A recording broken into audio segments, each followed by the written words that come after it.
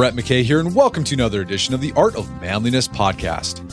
The Roman Caesars were the rulers of the Roman Empire, beginning in 27 BC with Julius Caesar's heir Augustus, from whom subsequent Caesars took their name, and lasting until around the fall of the Western Empire in 476 AD.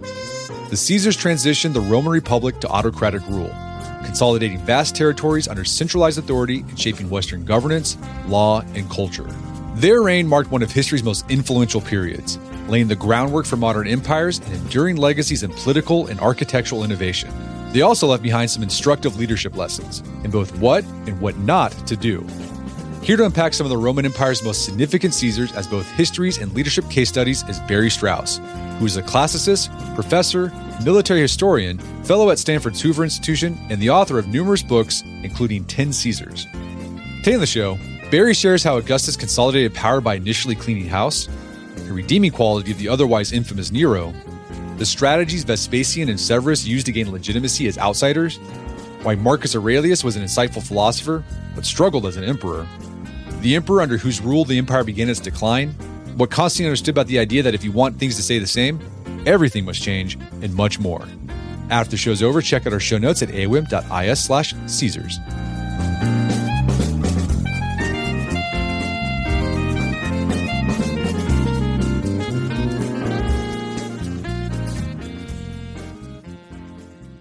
All right, Barry Strauss, welcome back to the show.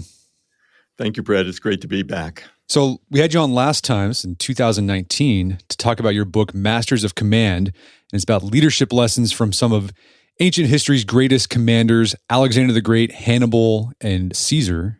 You had a book out that came out a while back ago called 10 Caesars, where you look at the age of Caesars and you highlight 10 significant ones in that history. What made the particular emperors you focus on in your book stand out as the most influential or instructive for modern readers? A great question. So on the one hand, I wanted to focus on change agents and emperors who were consequential, who were, to use modern terminology, not just transactional leaders, but transformational leaders. And then to a certain extent, just basic showmanship. I wanted to choose emperors that were interesting to write about and that would be fun to read about. And I decided to set chronological limits. I began with Augustus, who we typically call the first of the Roman emperors, and I ended with Constantine, who's the first Christian emperor and who establishes the city that was destined to outstrip Rome and become the capital of the Eastern Roman Empire, Constantinople. I could have started earlier with Julius Caesar, as Suetonius does, and I could have gone on later at least to 476, the last of the Roman emperors in the West. I do have a coda about that in the book, or even to the Byzantine Empire to 1453, as Gibbon does. But I decided that it would make a nicer and more compact and coherent story if I went from Augustus to Constantine. And going back to that idea, you're looking for transformative figures. This is one of the things I love about your books. They're kind of Plutarchian in a sense. Oh, thank you. You show the history, but then you subtly extract lessons that even someone who lives in the 21st century and they're not an emperor, you can learn something about character and how to lead or how to deal with change or how to deal with setbacks. And you do this in this book. And I hope we can flesh out some of those ideas you talk about in the book. But let's talk about, you mentioned you started with Augustus. He's considered the first emperor. But yes. You mentioned Julius Caesar. All the other emperors that followed him took their name from this guy. He never was officially an emperor, yet he laid the groundwork for the Roman Empire. So let's talk about him a little bit. How did his actions and innovations set the stage for the age of Caesars? It's a great question. Caesar didn't see himself as an emperor. He saw himself as a Republican Roman politician, the first man in Rome, the greatest of the Romans in his day. And from his point of view, as a result of the opposition, the unfair opposition he faced in his quest to hold the consulship for a second time, he was forced into a civil war in which he was such a successful commander that he defeated all his enemies and ended up being the supreme power in Rome, the dictator, eventually the dictator in perpetuity. So Julius Caesar, I see him rather as the last of the Roman republicans than the first of the emperors. After he had won the civil war and defeated all his enemies, he was at a loss as to what to do and how he would govern in Rome. How would he work with what was left of the Republican institutions? And it's clear that he toyed with different possibilities. He famously toyed with the idea of being known as a king, as a rex, and he explicitly denied that he wanted that title. And in some sense, it's a sign of his uncertainty of what to do that he decided to leave Rome and go off on a grand expedition to the east to conquer Dacia, what's now Romania, and then to make war on the Parthian Empire and perhaps conquer part or all of it. But, of course, he was assassinated on March 15th, the Ides of March, 44 BC, before he could ever go off on this expedition and before it could become clear how he was going to rule in Rome, how he was going to govern within the framework of the Roman Republic, or whether he was going to change that framework. There were many things up for grabs. And that was the situation after his death that in not too long a time, in short order, led to another civil war. And when the smoke finally cleared about 15 years later, it left Octavian, his adopted son, his great nephew, his grandnephew, his sister's son. It left Octavian as the last man standing, as the supreme leader in Rome. And he had to figure out, now what? Now how are we going to put the pieces together again? Okay, well, let's talk about Octavian. So he's now known as Augustus. Yes. He's basically the guy, he transformed Rome from a republic to an empire. That's right. What did he do to make that transformation? Well, the first thing he did was to deny that it was even happening. He said that Rome remained a republic, and he issued coins and other propaganda, the slogan of which was Res Publica Restituta, which can either mean the republic has been restored or the republic has been renovated. He learned his lesson from Caesar, who had offended some of the old guard by his flirtation with being a king, and he denied that he was a king. He insisted that he was nothing more than the first citizen. This is a title that had not really existed before, but he called himself the first citizen. And he ruled through holding a series of republican offices. Now, these offices were not designed to be held in perpetuity, much less to be combined in the purview of any one man. But Octavian did this. He had the power of a Roman tribune. He had the power of a Roman consul, the power of imperium, of command, as it was called.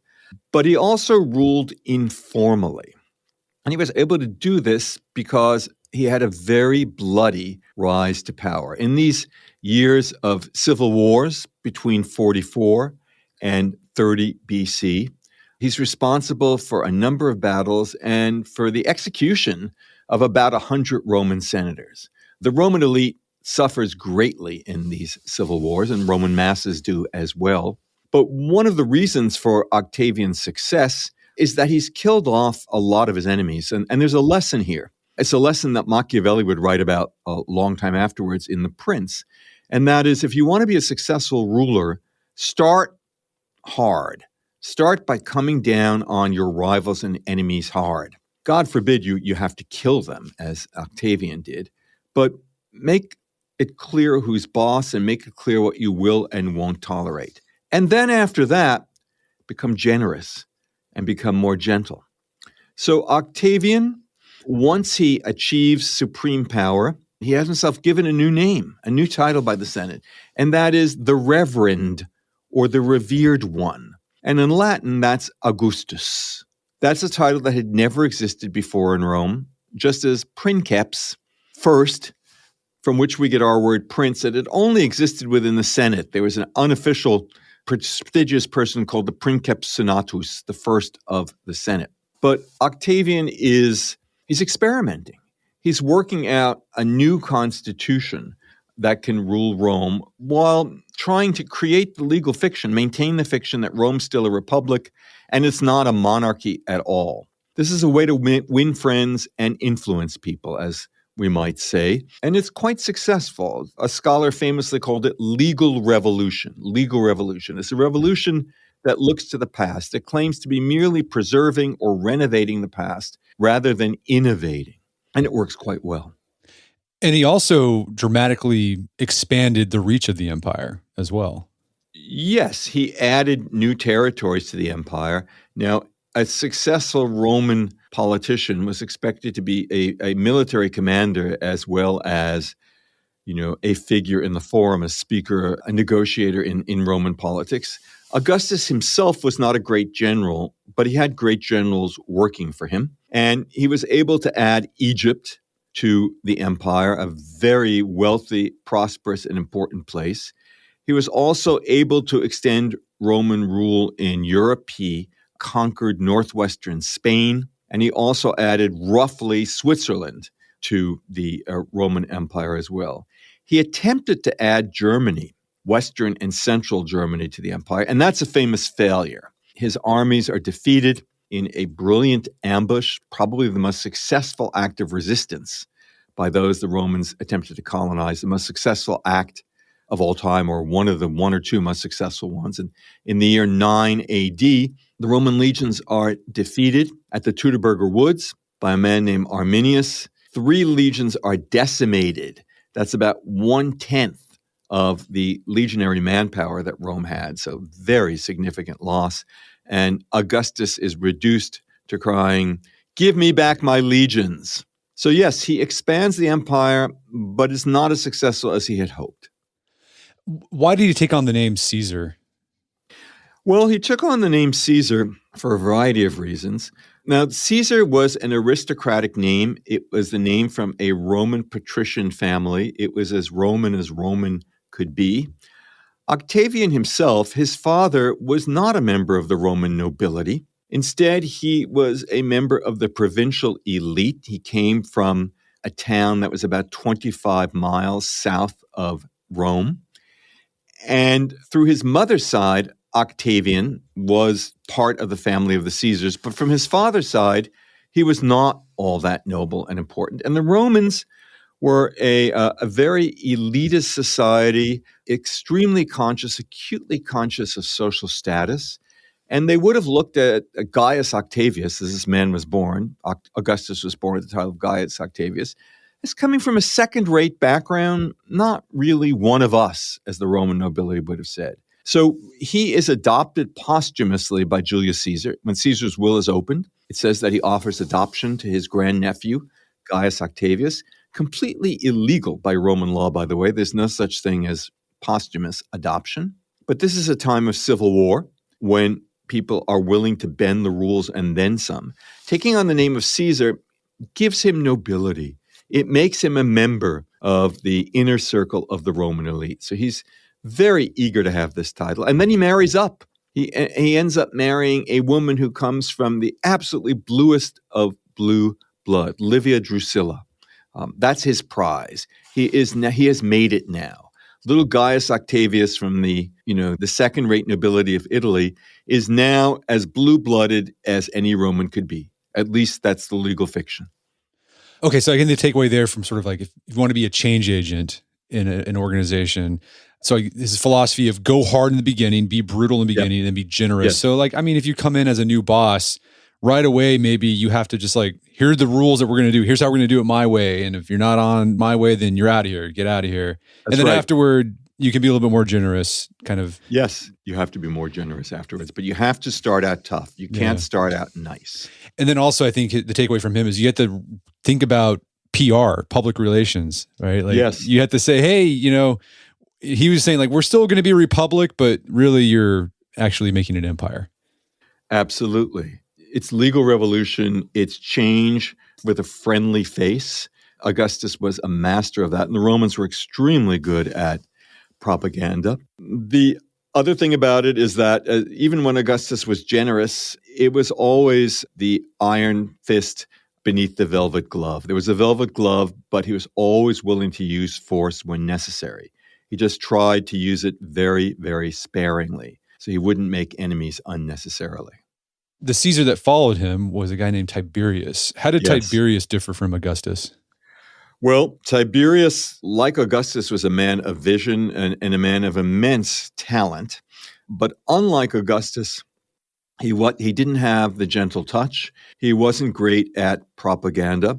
It may be significant that unlike Augustus, he does not come from the Italian nobility. He also is an utterly blue-blooded member of the Roman nobility. And he faces life with a certain amount of arrogance, my way or the highway.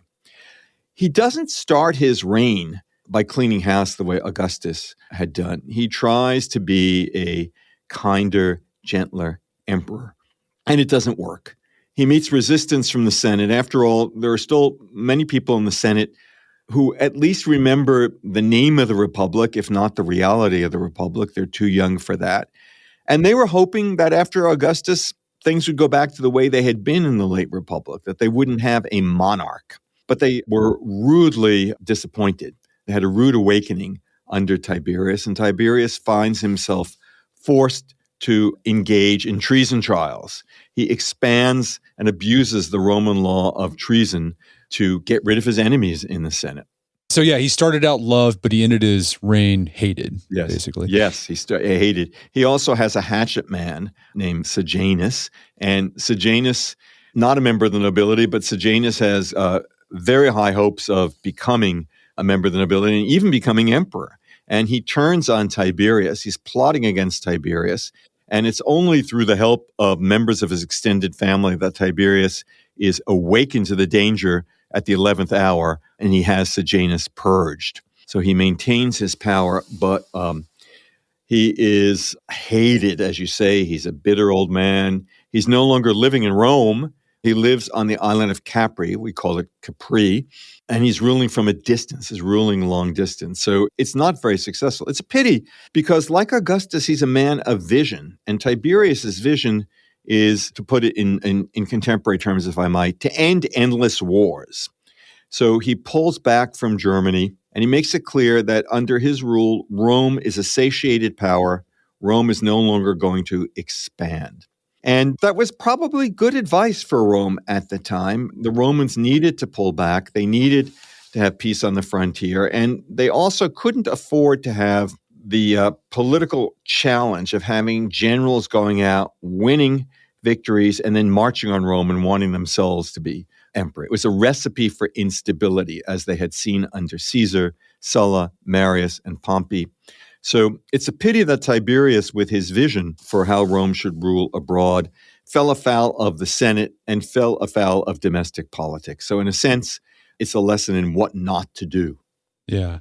So Nero was one of the emperors that followed Tiberius. He's one of the most infamous Roman emperors. Yes. What's the actual story behind that old adage, Nero fiddled while Rome burned? I think everyone's heard that.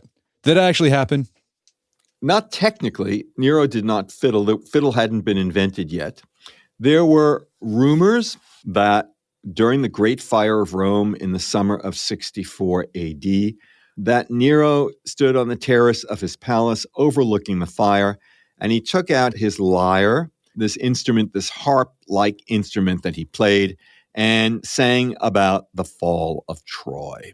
Nobody knows if this rumor is true or not. It certainly is true that when the fire began, Nero was at a seaside villa outside of the city, and he was in no particular rush to come back to Rome and oversee the relief efforts and the effort of putting out the blaze. It was also rumored that Nero had actually set the blaze because he wanted to engage in a massive urban renewal project. We don't know if this rumor is true or not, but there are certain scholars, some of my colleagues, believe it is true. We just don't know. When he came back to Rome after this infamous fiddling episode, he did throw himself into the relief efforts, making sure the fire brigades did their job, making sure that Romans were fed and cared for, and those that had lost their houses had a place to live. And then he engages in this amazing building boom, remaking the heart of Rome. A large part of it becomes this enormous palace. We call it today Nero's Golden House. It's not what it was called in antiquity. It's a huge palace or set of palaces. It's a campus, really, with parks that were open to the public, an artificial lake, so on and so forth. It was very grand. But there were many people who were suspicious that Nero had either set the blaze or winked at it in order to have the excuse to rebuild the city. So it sounds like he did make some positive contributions to the Roman Empire, the rebuilding process. You could say that was a good thing. It was a good thing. Also, like Tiberius, he was opposed to starting new wars. Rome had perennial rivalry in the East with the other great empire of the ancient world in this period, the Parthian Empire. It is a new version of the older Persian Empire, an early Iranian Empire. And the Romans and the Parthians had fought. They'd fought several wars already. And Nero, through strength, through a show of force in the East, without actually going to war, he is able to reach an agreement with the Parthians, a satisfactory agreement that saves face on both sides and keeps the peace. So to that extent, Nero is a good emperor. On the other hand, he is squeezing the provinces and the provincial misbehavior by governors who he encouraged to abuse the provincials and squeeze money out of them. That leads to a great revolt in Judea. It becomes known as the Jewish War, or the Great Revolt, that ultimately ends up with Nero being forced from office, having to commit suicide, and the war's only settled in a later reign. So in many ways, Nero is a failure. His personal life is scandalous. The worst part of it is that he arranges for the murder of his own mother. So he is a matricide, a truly terrible man in many ways. And you also talk about the way that Nero differed from some of the previous emperors like Augustus or Tiberius. He didn't really have like a bigger vision for the empire itself. It seems like he was more interested in like just the personal celebrity of being the emperor. And he did some kind of weird things to promote his own celebrity. Yes, he was supremely egotistical, and he was very vain about his singing ability and also about his ability to race chariots. And so, unlike some emperors who would travel around the empire, in Tiberius's case, when he was a younger man, to fight for Rome, and Tiberius was a great general. In Augustus's case, both to fight, but also to tour around the empire to make sure that he showed the flag, to examine provincial conditions. Nero instead goes on this grand tour of Greece. He was a Philhellene. He loved Greek culture. And the Greeks had these famous Pan-Hellenic games. Every year there was a different one, but they were festivals of athletics and of poetry and singing. And Nero forced the poor Greeks to have all the games in the same year. He competed in every event, or in many events, and guess what? He won every event in which he competed. It is a supreme act of irresponsibility and egotism that he does this instead of governing the empire. It reminded me of some business owners or startup founders who, they're working on the business, but I think they enjoy the celebrity of being a founder more than actually working on the business. That's what it reminded me of. Absolutely. Yeah, no, I agree. That's how he comes off. We're going to take a quick break for a word from our sponsors. And now back to the show. An overlooked emperor is, make sure I get his name right, Vespasian? Vespasian, yes. Yeah. Vespasian, he's overlooked often, but you argue he was one of Rome's best emperors. So let's talk about that. What did he do during his reign? I'm not sure I'd say he's one of Rome's best, but he's certainly one of Rome's most consequential. So he comes to power in a civil war. He is a military man who, like Augustus, did not come from a noble family. In fact, unlike Augustus, he had no connection to a Roman family. He's the first completely non-noble person to become emperor, and he starts a new dynasty. So he's sent by Nero to put down the revolt in Judea, and he's relatively successful when, in the middle of it, Nero is forced out in a coup. He commits suicide. There's a new emperor, and Vespasian decides to cease military operations until the smoke clears. Then that new emperor is forced out in a coup, and then there's another coup. There are three different emperors, while Vespasian is still in the east, biding his time, seeing what's going to happen. And then he decides that if they can be emperor, so can he. And so he has the troops declare him emperor. And he sends armies off to Italy to fight in this civil war, to fight his way to the throne. And ultimately, they're successful, and he goes back to Italy, and he becomes the emperor. The first emperor who does not come from the dynasty, the family of Augustus's family. So he has a real tough job. How can he have legitimacy in the eyes of the Romans and in the eyes of the Roman elite? And part of the importance of the Roman elite, the Senate above all, but also the equestrians, or the knights as they're called, these are the people who have the talent, the ability, the education, the experience to actually run the empire. You need them on your team. You can't throw them all out. And so Vespasian wants to show to them, as well as to the Roman people, that he is worthy of being emperor. And like Augustus, he started hard. He started in a bloody civil war, fighting his way to the throne. But now he wants to show that he is soft and that he will give the Romans good government. So he does what Augustus had done. He becomes a great builder. He builds all sorts of things in the city of Rome to brand the city of Rome, to rebrand it as a monument to his dynasty. One of the reasons he becomes emperor is that he conveniently has two sons. That means that although he himself is not a young man, it means he will be succeeded by competent men who will replace him and ensure that there is a period of stability. His most famous building is the most famous building from ancient Rome. The Colosseum was built under Vespasian to be this grand arena for gladiatorial games and for the beasts, as the Romans called them, for the killing of animals for sport and for executions. Grim sorts of stuff that the Romans did, immensely popular. But it's also built as a victory monument. It's a victory monument to his success in Judea. Vespasian and his son Titus put down the revolt. They destroy the rebels. They destroy the rebel capital of Jerusalem. They destroy the Jewish temple. And they bring loot, enormous amount of loot, back to Rome. And the Colosseum is dedicated as a victory monument to this. Originally, above the entrance, there is a sculpted relief of Vespasian in his chariot that he rode in the triumph that he celebrated in Rome after his success. So there are many other things that they build in the city, but this iconic Roman monument, as I said, probably the most famous monument from Roman antiquity. What do you attribute his effectiveness to? Well, again, he starts out tough. He had gotten rid of all his enemies and made it clear, don't mess with me. FAFO, as they say nowadays. And then he brought a period of peace and stability and prosperity. He was actually a good manager, and he had very talented people on his team working for him. He knew that he was building a dynasty. He also was in many ways a humble man. He didn't suffer from the problems that Tiberius or Nero did. He was not a member of the nobility. He wasn't born with a silver spoon, far from it. He had to prove himself to the Roman people. And he understood what it was to be relatively humble. There's a famous story that Vespasian levies a tax on public latrines. And his younger son, the future Emperor Domitian, says to him, "Father, this is beneath our dignity to raise money from public toilets." And Vespasian is said to have replied, "Son, money has no smell." I think it's a sign of the kind of down-to-earth person that he was and his ability to be pragmatic and do what was necessary to be a successful ruler.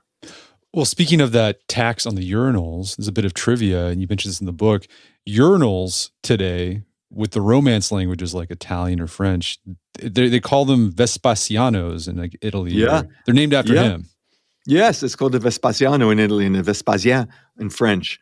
So, yeah, it's ironic the poor guy is remembered in connection with public toilets, maybe not what he had in mind. Let's talk about Marcus Aurelius. I know our listeners are familiar with Marcus Aurelius thanks to his Stoic meditations that he wrote. But what was he like as an emperor? Well, he's a great philosopher and not such a great emperor. He comes to the throne with a disability, and that is that his predecessor, Antoninus Pius, basically confined him to quarters. He had grown up and become a mature man with virtually no experience outside of Italy and virtually no military experience. He reminds me a little bit of George W. Bush. He comes into office saying, "I want to be a domestic emperor. I want to use my term to give Rome good government and to dispense justice in a philosophical and equitable manner." Instead, the poor guy is stuck with a series of crises, external crises. Rome has two great enemies. As I mentioned, in the east, there's the rival Parthian Empire. And in the west, there's these series of Germanic peoples who had kicked Rome out of most of Germany in the year 9 at Teutoburger Woods. And since then, they had become more organized. They had consolidated some of the tribes into smaller ones.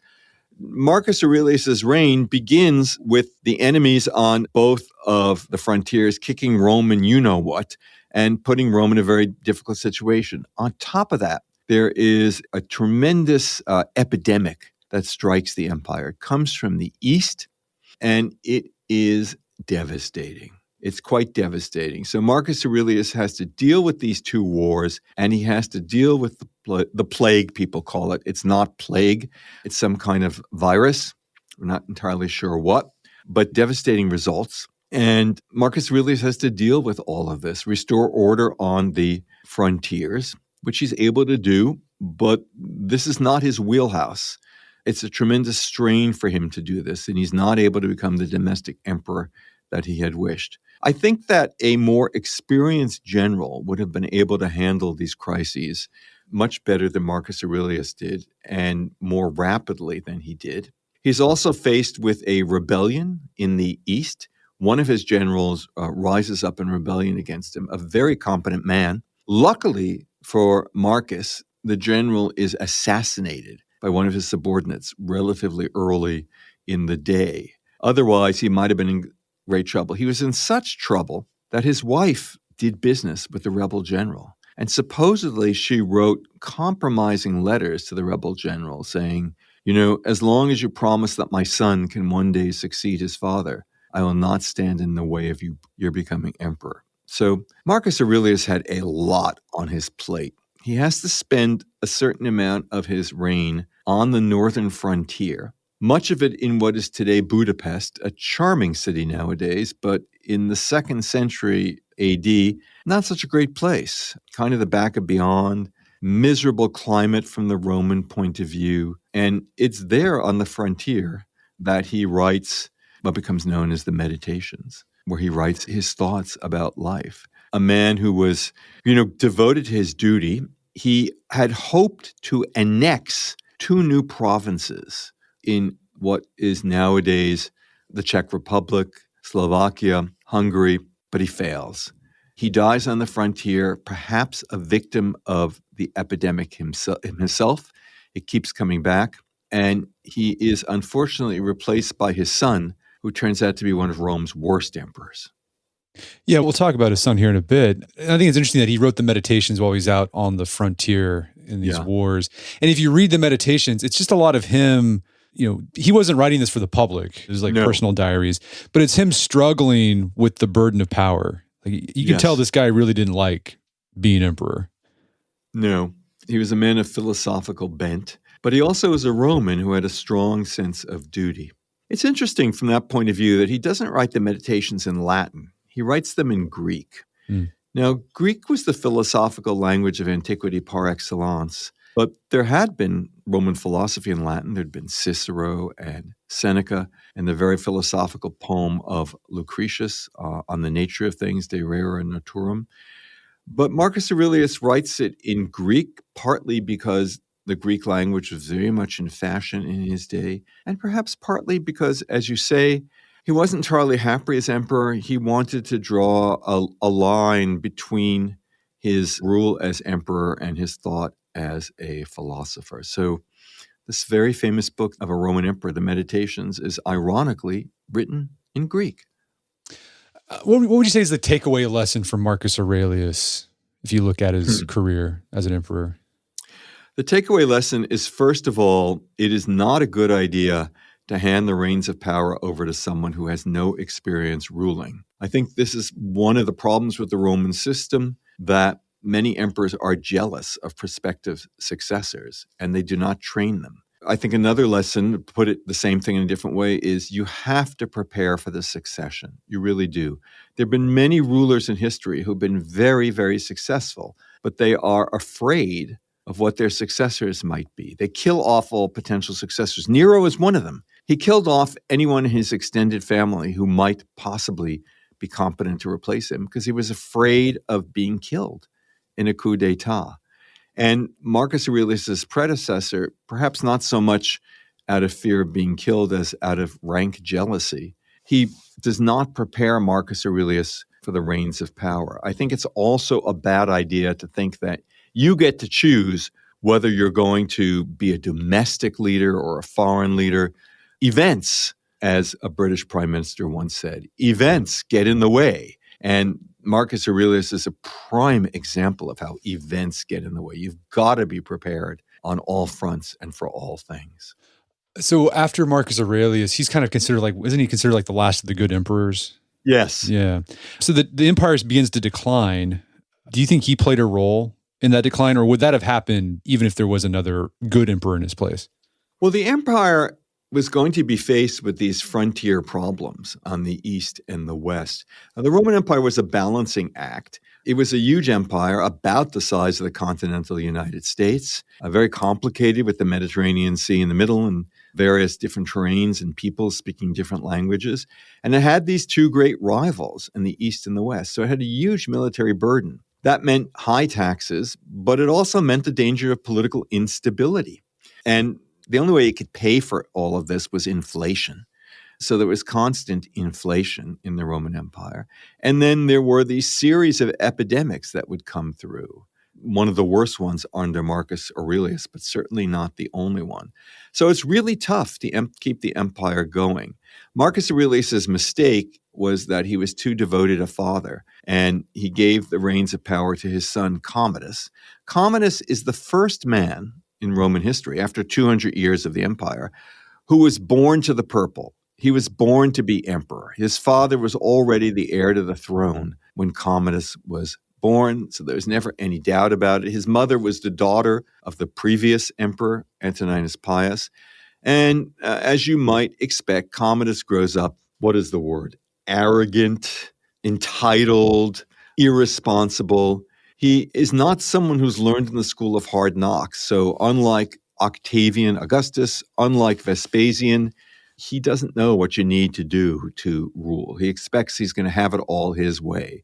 And so he becomes a very irresponsible emperor. The first thing he does is he gives up the war. War is boring, not interested in war. War is hard. He makes peace on the German frontier. He gives up his father's dream of annexing 2 new provinces, and he goes back to Italy. He's popular because he spends a lot of money on bread and circuses, as a Roman poet once called it, on popular entertainment. But he's a tyrant. He kills a lot of senators. He is violent. He is undignified from the Roman point of view. He competes as a gladiator. He portrays himself as the second coming of Hercules. And it drives the Roman elite crazy. They're also afraid for their own necks with this tyrant in power.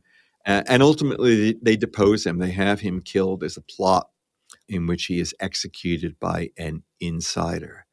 And then civil war breaks out again. This is not a year of 4 emperors, but it is several years of 5 emperors, a series of pretenders to the throne, war east and west, and all over the empire. And in one particularly humiliating incident, one claimant to the throne is forced to auction it off before the Praetorian Guards, or there are actually 2 claimants who are auctioning off the nod from the Praetorian Guard, these armed troops on the edge of the city of Rome who protect the emperor. And the Praetorian Guard gives the nod. He's not the one who gets the throne in the end. In the end, it's a lawyer turned general from Roman North Africa who gains the throne and starts a new dynasty, a man named Septimius Severus. Well, yeah, let's talk about this guy because he's interesting. He's an outsider, so he's from North Africa. He married, it was a Syrian woman. That's correct. Yeah.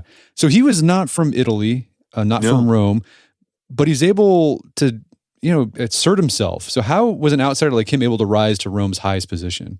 Right. Well, he's very much an outsider. He comes from North Africa, from what is today Libya. He is partly descended from Italian colonists. He may also be partly of African descent. It's unclear. The sources are unclear about this. Certainly the Romans called him an African, but they also called anyone from North Africa an African. There's other reasons to suspect he may be partly of African descent.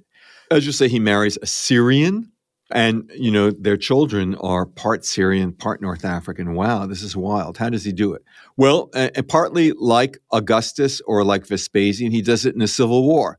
He's as nasty as you can get. He kills off a lot of people. and he makes it clear who's the boss. But once he comes, and also he kills off a lot of senators. He's not a friend of the Senate. He rules with an iron fist, but he pays a lot of attention to the military. He's one of Rome's most military leaders. And under him and his successors, Rome is well on the way to becoming a military dictatorship, even less of a republic than had been under the earlier emperors, with the Senate having even less power and respect than it had previously. That being said, Septimius Severus was also a builder, as was his son Caracalla. Unlike Tiberius, he is one of these emperors who wants to be a conqueror. And he does so both in the East and the West. In the East, he conquers what is now more or less Iraqi Kurdistan, so northern Iraq, and part of Turkey and part of Syria, and he adds it to the Roman Empire as a new province in the East. This is a real feather in the Roman cap. It's a very wealthy place, very important on the trade routes, the Silk Road from the East, and also very prestigious to win a victory against the Parthians, who had formerly controlled this area. And it would go back and forth in later years. In the West, he's not as successful. He attempts to conquer Scotland, and he fails. He dies in northern England in what is now the city of York. And he is said to tell his sons on his deathbed, be good to each other and always pay the soldiers. Above all, pay the soldiers. And that is partly the secret of his success. He's a military man, and he uses the military to stay in power. He and his successors create a garrison south of the city of Rome on the Appian Way. They create a legionary garrison. They establish a legion outside of Rome. And this is sending a message to the Roman political elite. We will not hesitate to use the legion to crush any opposition. So it's turning the empire into a more brutal, it's turning Roman government into a more brutal, more military form of government than the Romans had known before. And I think it's Gibbon, who said this is the beginning of the decline and fall of Rome, this real step away from a combination of military and civilian government to a purely military government. Something stood out to me about Septimus was his wife played a pretty big role in his reign. Like yes. you talk about this throughout the book, like women, while they didn't have official positions in the empire, behind the scenes, they were pulling levers. Nero's mother was a perfect example of that.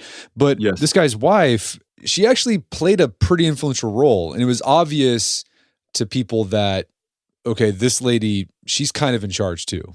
Yes. And especially after his death, when the empire passed to his son, the rule passed to his son, Caracalla, she held an official position. She was basically in charge of his correspondence. So enormously powerful. And this would not have sit well with a lot of Romans. I mean, they were male chauvinists, let's face it, though not as much so as some ancient empires or some ancient civilizations. But there had been very powerful women before, but they tended to sugarcoat it. In her case, her name was Julia Domna, which is a name redolent of power. She didn't even sugarcoat it. All right, let's talk about the last emperor you discussed, Constantine. And it's funny, you mentioned this in the book that I do this a lot. I always forget that Constantine was an ancient Roman emperor. I always think of Constantine as a medieval. Right. But he wasn't. So Constantine, he converted to Christianity famously. How did his embrace of Christianity change Roman society? Well, it changed it enormously. So we have to understand Constantine as a response to the 50 years of crisis that bedeviled Rome in the mid-3rd century, 3rd century AD. This is between about 235 and 285. A series of invasions, epidemics, inflation, urban collapse. Things go really badly, and a series of revolving door emperors and assassinations, instability. And these emperors are mostly soldier emperors. They come from the military ranks. They are not civilians by and large. The day is saved by a series of military reformers and economic and political reformers as well. And the basic conclusion that they reach is that for the empire to survive, it's got to change. It's got to fundamentally change. It's got to become more military. It's got to become more rigid. People's status has to be fixed in a way that it hadn't been before. It's got to collect more taxes because the military is going to be more expensive, the new military. And it's got to be more tyrannical, more dictatorial in the way that it rules. The emperor is truly going to have to become a dominus, a master, who's recognized in ways that previous emperors hadn't been. Now, the Romans were very religious people. They really were. They were pagans, but they believed that to have a successful country, you had to have what they called pax deorum, the peace of the gods. You had to have the gods on your side. And they were convinced that the reason the gods were not on their side, the reason Rome had this years of crisis, was that the gods were no longer on their side. So what are you going to do? Series of emperors had different solutions. One of them, a man named Aurelian, thought the solution is to get a new god, the sun god. We've got to worship the sun. And Constantine's father and young Constantine himself were initiated into that religion. It was the religion of their commander, the emperor. His successor, a man named Diocletian, said, no, it's not the sun god. We've got to do two things. First, we've got to reinstate the Olympian gods, Jupiter and Juno and all the traditional Roman gods. We've got to double down on our worship of them. And secondly, we've got to get rid of the atheists who are getting us in trouble with the gods. And they considered the chief atheists to be the Christians because the Christians denied that the Olympian gods even existed. They only recognized one God. And so Diocletian starts a great persecution, the great persecution of the Christians. It's infamous and it's a flop. It doesn't succeed. He is not successful in wiping out Christianity. If anything, the staunchness of Christian resistance on the part of some and the creation of martyrs makes the church stronger than ever. Enter Constantine, who comes to the conclusion that Diocletian had it backwards. He was right. You needed a new religion. You needed to reestablish peace with the gods, but the way to do it is to become Christian and to encourage all Romans to become Christian. So he wins power in a civil war, actually in a series of civil wars, and he's the first Christian emperor. And under him begins the process of Christianizing the emperor. It takes about a century to most of the empire is Christian because Christianity is a minority religion, and some pagans hold on to their own old faith for a long time. But ultimately, Constantine is successful in doing this. How did he make that transition? Because, okay, he's a pagan, and pagans, violence was part of their worldview, right? It was like kind of might makes right. But with Christianity, it was like, well, nonviolence, right? You're supposed to turn the other cheek. And he was a guy who understood the power of violence and force, and he would use it. So how did he kind of fuse his Christian beliefs with the realities of being an emperor? Yeah. I mean, Constantine, as you know, is a saint of the Orthodox Church. So one wants to approach him with a certain amount of respect and dignity. And I think, in a way, he compartmentalized. On the one hand, he is an old Roman pagan who's all about conquest and violence and force and using the levers of power. One of the ways that he spreads Christianity is in the western part of the empire, he has issued the Edict of Milan, this edict of toleration of all religions. But he never issues that in the eastern part of the empire. And what he does is he starves the temples. There's no longer government support for the pagan temples. So they can't put on their festivals. They can't have all their expensive sacrifices. If you want to have a religious experience, you now have to go to a church, which is he is now richly endowing. He's using imperial resources to support the church. I think that from the Christian point of view, Constantine is a good Christian, A, because he's a believer, and B, because he spreads the religion. You know, he is a great advocate of the church and plays the absolutely key role in Christianizing the empire. Constantinople, the new Eastern capital, is going to be a largely Christian city. And even Rome, Constantine realizes that he cannot rebrand downtown Rome as a Christian city. It's simply too pagan. So instead, he rebrands the suburbs of Rome as a Christian city. And he builds, for example, great churches on the site of martyrdoms, where there were martyr shrines. And the two great ones that he builds are the Lateran Church, which is the Metropolitan Church of Rome, on one side of the city, and on the other side of the city, St. Peter's in the Vatican. And by design, they're not built downtown, because that's pagan land. They're built on the outskirts of the city to have a new Christian Rome. Constantinople is different. You can make it Christian in the center. How did his reign set the stage for the medieval era? Well, it's a good question. In the first edition of the Cambridge Ancient History, it ends with this image of Constantine at the Council of Nicaea, this general church council that he establishes to try to settle some disputes about Christian doctrine. And the Cambridge Ancient History ends with saying, with the scene of Constantine at the council surrounded by his bishops, the Middle Ages begins. It's wonderful drama. I think it's exaggeration.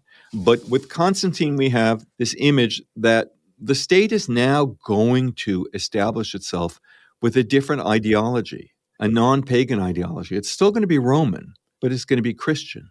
And this is a revolution. It's one of the major revolutions in human affairs, an enormous historical revolution. It was a long time coming. I know Christianity had been around for 300 years about when this happens. But Constantine is one of these visionaries, one of these decisive visionaries who says, in effect, and here I'm quoting one of my favorite lines from the novel The Leopard, if we want things to stay the same, everything has to change. And Constantine understands that in a way underlines his philosophy. We want things to stay the same, everything has to change. So we have to have a new religion. We'll still be Roman, but we won't worship the gods in the same way. We'll have radical change in the way that we worship the gods. And this ends up creating radical changes in Roman society as well, changes that in some ways do represent the Middle Ages. Now, the Middle Ages are a lot more complicated than that.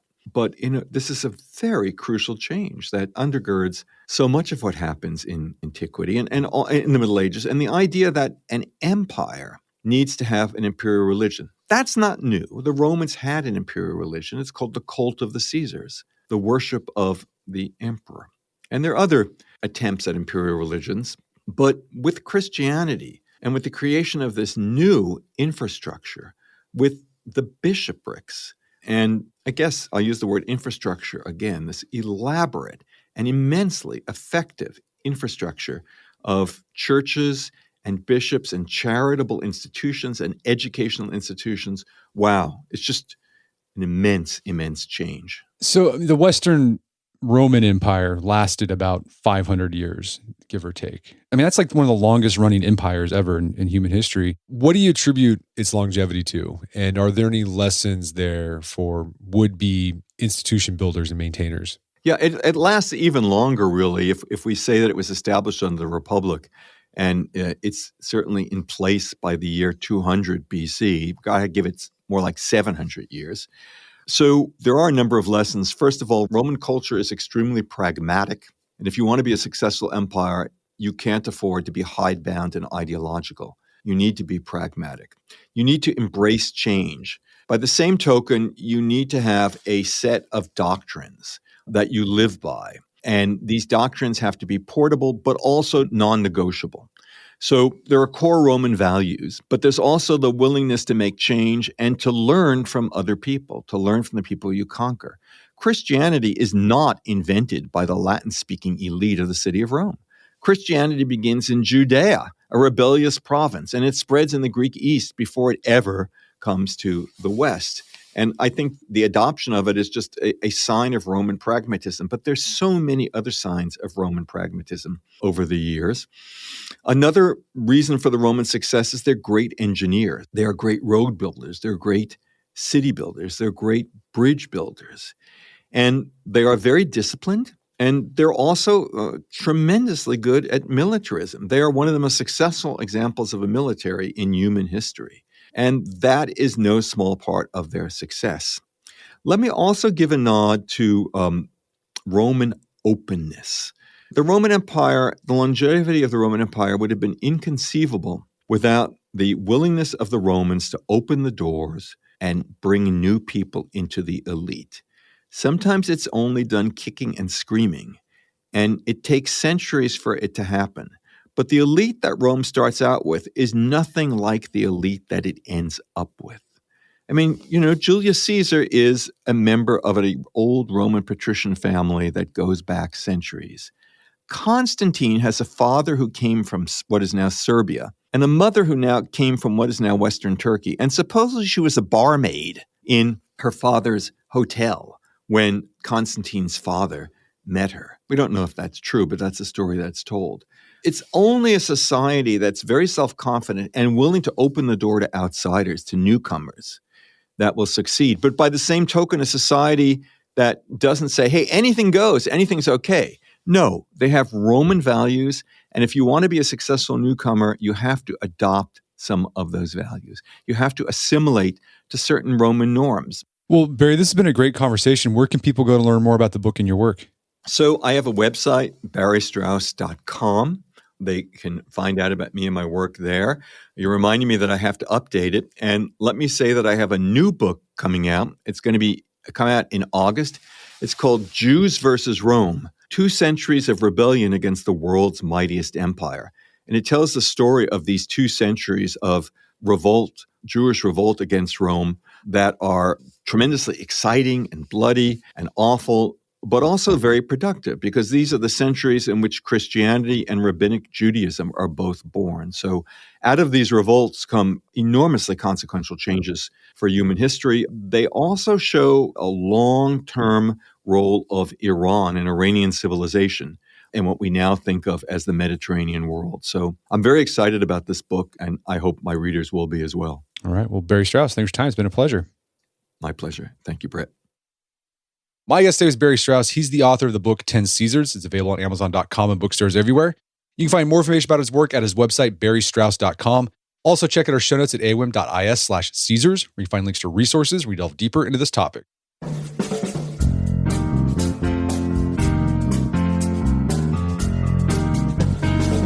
Well, that wraps up another edition of the AOM podcast. Make sure to check out our website at artofmanliness.com, where you can find our podcast archives. And while you're there, sign up for our newsletter. We got a daily option and a weekly option. They're both free. It's the best way to stay on top of what's going on at AOM.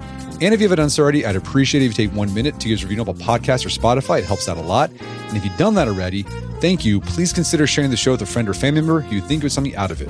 As always, thank you for the continued support. Until next time, it's Brett McKay. Reminding you to listen to the AOM podcast, but put what you've heard into action.